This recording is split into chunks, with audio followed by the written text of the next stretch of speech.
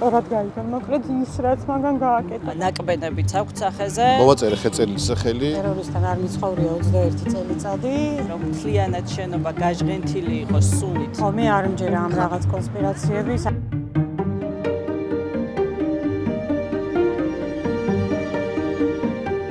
მივიდიოდი აქციაზე მშველობაზე და მითხრა, რომ საღამოს 10-ად მივდივარო. ბავშვებსაც იგივე უთხრა, 10-ად მივდივარო და ამჯერად იმედი 10-ს დავიჭერო. და ეგ იყო და ეგ ანუ სადღაც 11 საათისთვის გავიდა სახლი და მე რომ მოვედი უკვე აღარ დამხვდა. ეშუშის შენობა არის თბილისის საქალაქო სასამართლოს კანცელარია, სადაც ცეცხლის გაჩენას გეგმავდა პოლიტიკოსი ალეკო ელისაშვილი. ის ადასტურებს ამ ქმედებას, თუმცა არ ეთანხმება ბრალდების კვალიფიკაციას. პროკურატურა მას ტერორიზმის მომზადების მცდელობას ეტავება. ვინმე იდენს ტერორისტულ აქტს, უნდა გააჩენს ტერორისტული აქტის ჩადენის მიზანი. და ამ შემთხვევაში ალეკო ელისაშვილს ეს მიზანი არ ჰქონდა. ხედება ჩადენილი არის შაბათს, დილით, არასამუშაო დღეს, არასამუშაო საათებში, რომ არავინ ყოფილიყო და ცარიელი ყოფილიყო შენობა და ფაქტი, რომ ბანდატურების სიცოცხლე და ჯანმრთელობა უფრო იყო პრიორიტეტი, ვიდრე შენობის გადაწვა. ამას უხსნიდი დღეს პროკურორს. გამოძიების თანახმად სახელდაფარული და შეერაღებული ალეკო ელისაშვილი გამთენიას მოვიდა საქალაქო სასამართლოს კანცელარიასთან.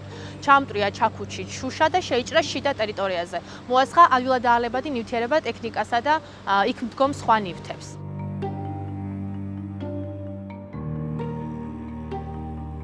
კანცელარია თბილისის საქალაქო სასამართლოს მთავარ შენობას, სადაც ხდომათა დარბაზებია, ერთი დერეფნით უკავშირდება. გამოკითხვის ოქმებით გინდება, რომ მთლიანად შენობა გაჟღენთილი იყოს სუნით, რაც აქვს სპეციფიური, მოგეხსენებათ ამ ნივთიერებას და ასე ვთქვათ, აი ამის შემდგომ, როგორც კი დაინახა ბრალდებულმა მოსხმის პროცესში, რომ მანდატური შევიდა შენობაში, მომენტალურად დაესხა მანდატურს თავს და აქტიური წინააღმდეგობა გაუწია სამივე მანდატურს და მანდატურების ძალისხმევის შედეგად და შემდგომ უკვე ადგილზე როგორც გითხარით გამოცხადა საპატრულო პოლიციის თანამშრომლები, მათ მიერ მოხდა განეიტრალება ბრალდებულის. გავრცელებული ვიდეო კადრებიდან ჩანს, რომ იმ დროს საქალაქო სასამართლოს შენობაში 3 მანდატური იყო.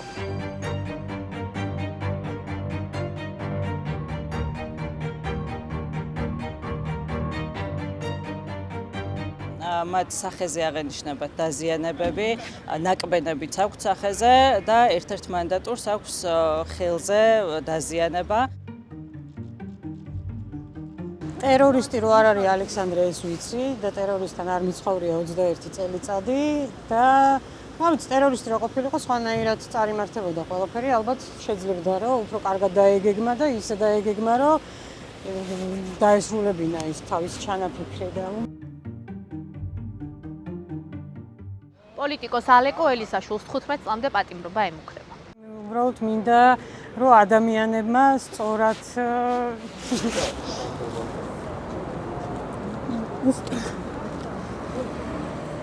გაიგონ, მოკლედ ის რაც მაგან გააკეთა და არაფერი იმის უკან არ არის, რასაც თვითონ ამბობს. მაგაზე დამწყდება ყველაზე მეტად გული, რომ რაღაცა ინტერპრეტაციები არ მოყვეს მის ამ აქციას. რაც გააკეთა არის ცეცხლი ოლიგარქიას და უსამართლო სასამართლოს, რომელიც უბრალოდ მართლა რაღაცა იმად გადაიქცა კონვეირად, რომელიც აი ესე ყველას ეშვებს ციხეში და ყველას აპატიმრებს.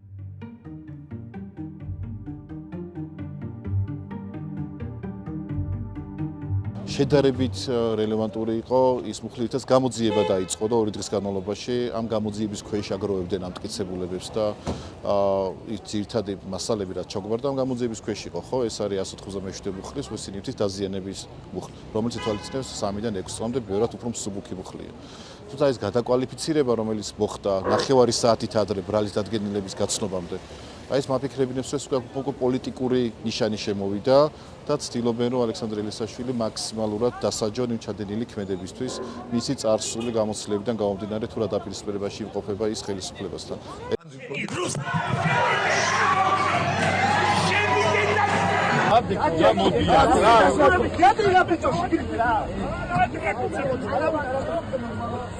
უცხოდა წინ ან მუქარა ამას, იმიტომ რომ თქვენ თვითონ ახსენეთ, რომ ხელისუფლების სამიზნე არა მხოლოდ ქართული, ხო?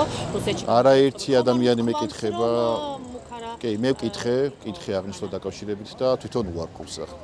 თუ რეალურად მუქარაა, რა თქმა უნდა, მეც არ მეტყვის სიმართლეს და ანუ აქედან გამომდინარე, ამ აზრის არსებობის უფლება გააჩნია, რა თქმა უნდა რა. ხო, მე არ მჯერა ამ რაღაც კონსპირაციების, არ მჯერა რომ რაღაც დაშინების ცდილობა იყო და ამის გაკეთება მას აიძულეს, არ ვიცი რატომღაც არ მჯერა და გონია და ეგრე მგონია რომ ეს გადაწყვეტილება მან თვითონ მიიღო და ეს იყო მისი პროტესტის ფორმა და მეტი არაფერი. თეორიებს, კონსპირაციებს ვარაუდებს, რომელიც ამ საქმის გარშემო გაჩნდა, თავად აქარწყლებს პოლიტიკოსი ალეკო ელისაშვილი.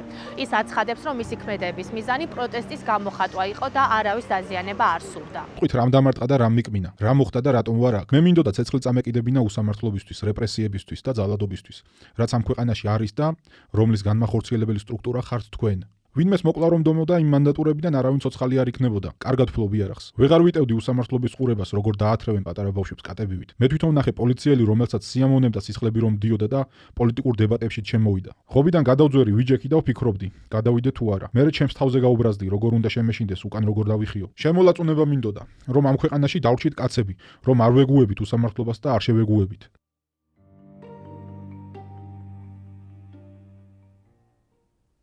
სანამ თქვენ დააკვალიფიცირებდით მუხსიქამდე, ხელისუფლების წარმომადგენლები წერდნენ, რომ ეს იყო ტერორიზმი.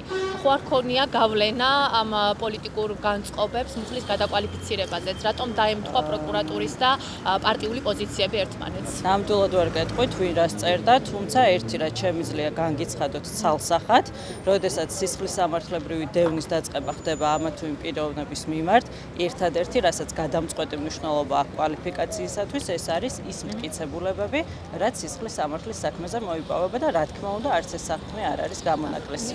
მან დანაშაულისგან აიღო ხელი. ყოველთვის ამას ვიმეორებ ალეკო ელისაშვილმა დანაშაულისგან აიღო ხელი.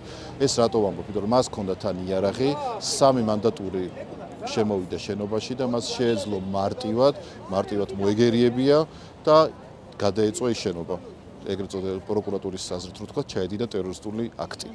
ამ შემთხვევაში ფაქტია, რომ მან შეწყვიტა კონკრეტული ქმედების გახორციელება, იარაღი არ გამოუყენებია და იცილოდა დაეტოვებია მარტივად ტერიტორია და მოდროულად თქვენ გითხრათ, რომ რამდენიმე წამი დამაკლდა. კი, რა თქმა უნდა, რამდენიმე წამი დააკლდა მანდატურის შემოსვლამდე. ალეკო ელისაშვილის საქმე განიხილა მოსამართლე ლელა მარიდაშვილმა და აღკვეთი ღონისძიების სახით პოლიტიკოს პატიმრობა შეუფარდა. მოვაწერე ხელწერილი სახელი, რომელიც ითვალისწინებს, რომ კონკრეტული მასალები არ უნდა გავახმაურო, არ უნდა გადავცე მედიას. თუმცა ეს არ ნიშნავს პირდაპირ, რომ შეიძლება პროცესები დაიხუროს. რა თქმა უნდა, მუხლის სიმძიმიდან გამომდინარე, შესაძლებელია ეს იყო მთავარი პროვოცირებელი, რატომაც მომეწერდეს ხელი ამ მტკიცებულების გაცვლასთან და გავრცელებასთან დაკავშირებით. ხანგრძლივი პროცესი იქნება და მე მგონია, რომ სანამ ქართული ოცნება იქნება ხელისუფლებაში, ის ეყოლებათ ციხეში და მაგისტრის რა ვიცი, მზად ვარ.